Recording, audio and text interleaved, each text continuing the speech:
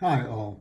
So as we prepare to draw the figure from life, there are some exercises we can do over and over again, of course, because repetition is the mother of learning. There are some exercises we can do to demystify figure drawing and make it more approachable and understandable. They're a beginning point. So the exercise in this demonstration coordinates with this handout, which is an anterior view of a generic skeleton with proportional landmarks mapped out, and there are some that are very important to memorize. To begin, you can see that I've marked off this 18 by 24 inch piece of paper with a total of a 20-inch measurement, and then I've made 8 intervals or 8 head units of measure where those landmarks that we discussed would fall, and that gives you a starting point for drawing the figure. For the purpose of this class, we'll consider that the human figure is 8 heads tall. It's actually more like 7.5, but we'll expand on that later. So the upper half of the skeleton, or the axial body, can be thought of as being 4 heads tall, and we're going to use the skull as a unit of measure. So we can see in the diagram that if you take the height of the skull and you drop it down 4 units, you'll end up at the symphysis pubis, or pubic bone, and so the axial figure is 4 heads tall.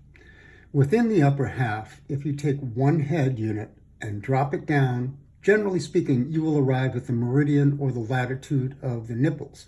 If you drop that down again a 3rd unit, you arrive at the navel, and if you drop that down again, you'll end up again at the pubic symphysis, or the pubic bone.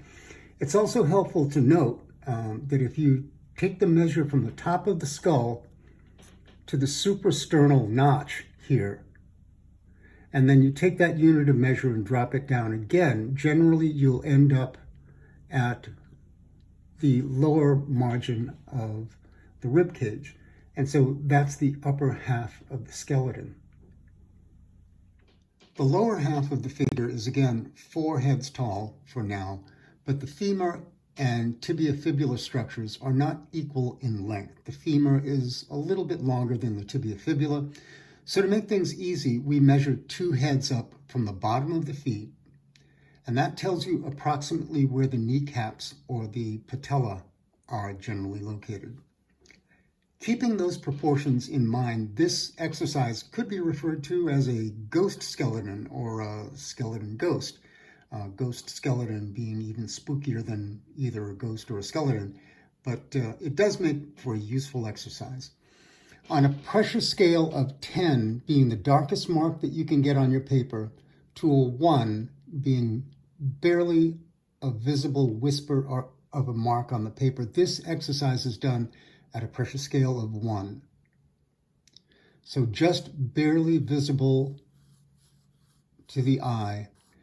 And it takes us to the point where we can look at the live figure and virtually x-ray that figure and visualize where the skeletal architecture is that creates all of the surface topography along with the muscles.